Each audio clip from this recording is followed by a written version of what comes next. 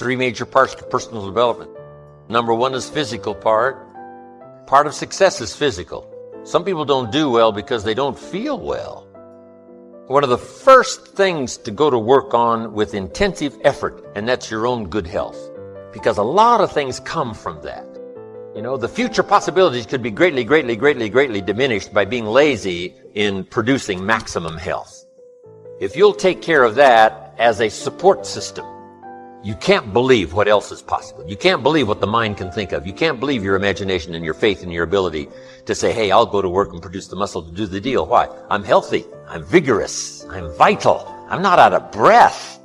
But sometimes, you know, when all these ideas and stuff comes and, you know, you're a little bit too weak to even attempt, you say, oh, I'm not sure I can do that. The doubts sometimes are more physical than they are mental.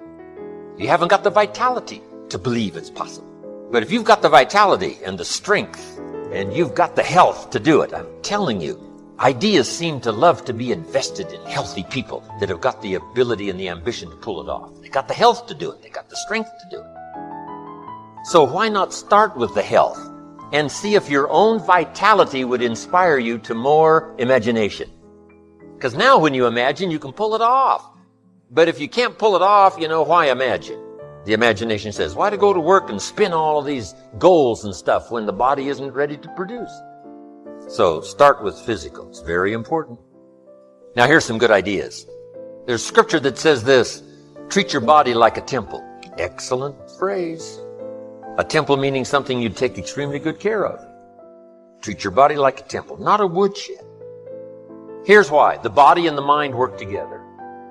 The body and the physical and the health is a support system for the mental that can dream, that can think, that can ponder, that can wonder, that can design, that can believe, that can have the spirit and all that's possible in terms of emotional content. But now, since the mind and the body work together, you got to take care of the body as a support system. One wise man said sometimes the spirit is willing, but the body is weak. See, that's a sad combination, a willing spirit and a weak body? Sad. You wake up in the morning, right? The mind says, let's go get him. The body says, I can't even get out of bed. So have a talk with yourself and say, this is the last time I'm going to be out of breath. This is the last time I will lack the vitality to pull off my dreams. Because sure, the dream factory will shut down if you haven't got the vitality and the energy and the health to pull it off. So start taking care. Now here's the key to be conscious of self, but not self-conscious. You just got to take care of it. You don't have to be a fanatic. It doesn't take 8 hours a day pushing weights to have relative good health. Just do the simple stuff, the exercise and the nutrition and the health and just do the stuff. You know, for normal pulling off with vitality, the dreams that you want, just a simple little plan will do. Now also part of the physical is the outside as well as the inside. Interesting phrase written. It says, God looks on the inside, people look on the outside. So you got to take care of both. The inside for God and the outside for people. What's the old phrase? You never have a second chance to make a first impression. So the outside appearance is also valuable as well as inside vigor and vitality. Somebody says, well, people shouldn't judge you by your appearance. Let me give you a clue. They do.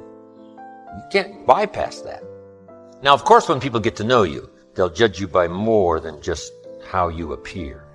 But physical, outside, inside. Here's what's good advice. Make sure the outside is an excellent reflection of the inside. Take care of both. So first, in personal development, on these three parts is physical. Here's the second, spiritual. I am a believer that humans are a special creation. I don't ask other people to adopt my belief, but I simply am a believer that humans are unique among all life forms. And on spirituality, since I'm an amateur, here's the best I can tell you. 3 key words. Remember these words? Here they are. Study, practice, and teach.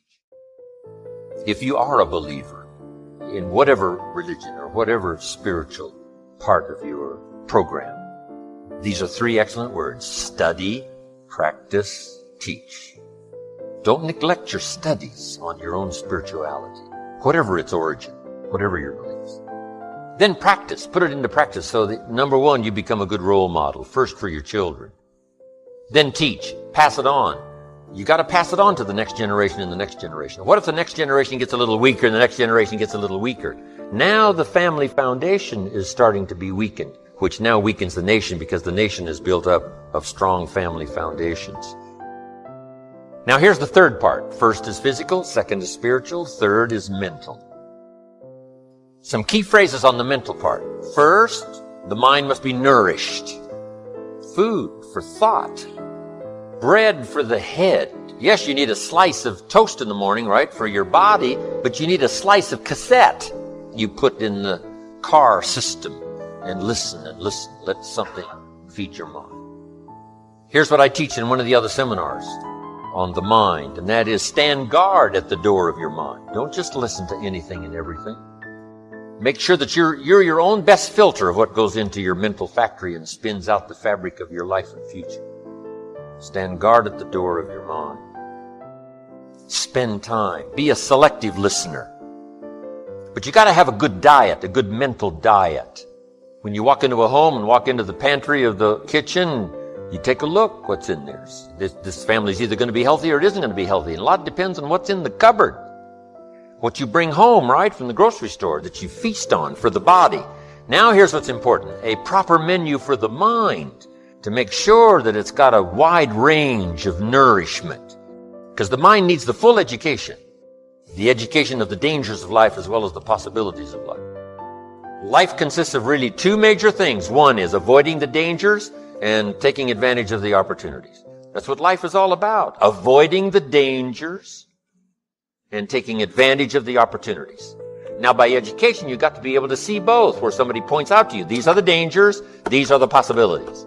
And if you keep refining your ability to see the dangers, to avoid as many as possible, and to see as many opportunities as possible, and to maximize those as you go and refine and go produce and refine, now that starts to develop the foundation for what we call a good life, a productive life, a fulfilled life. And we need this mental input so that you'll have mental food to feast on long after the lights are out and we've left the premises. Now, we also need mental exercise. We talked about debate earlier. That's good mental exercise. Is it or isn't it? Here's what's important. To debate with yourself.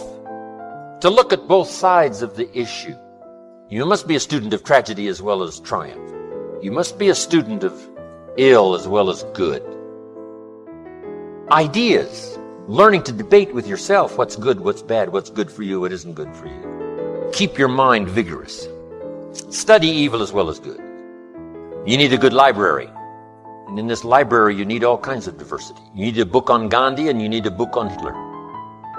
Gandhi to show you how high and lofty someone's ambitions that are noble can go, and the other one to show you how despicable and low someone can sink in terms of pure evil embodied in a human. Don't be afraid of the debate. Don't be afraid of the health debate. Don't be afraid of the religious debate, the spiritual debate.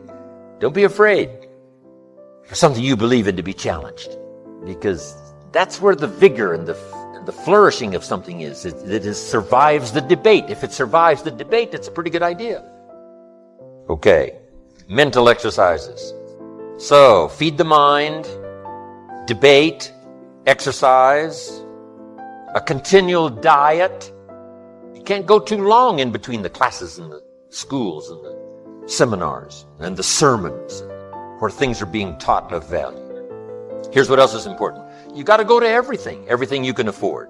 Have a good plan, weekly plan, monthly plan to go to a variety of things. Go to a variety of things. Go to a variety of things. And don't miss the chance. Even if you're involved in a certain company and they say, we're going to have a training class. You say, I've been to one of those. I'm asked, you got to go again and you got to go again. You can't get it all the first time. When they call a little training class, make sure you're there. Here's why. Some of them are going to be life-changing. And you don't know which experience is going to be life-changing. You can't pick the one.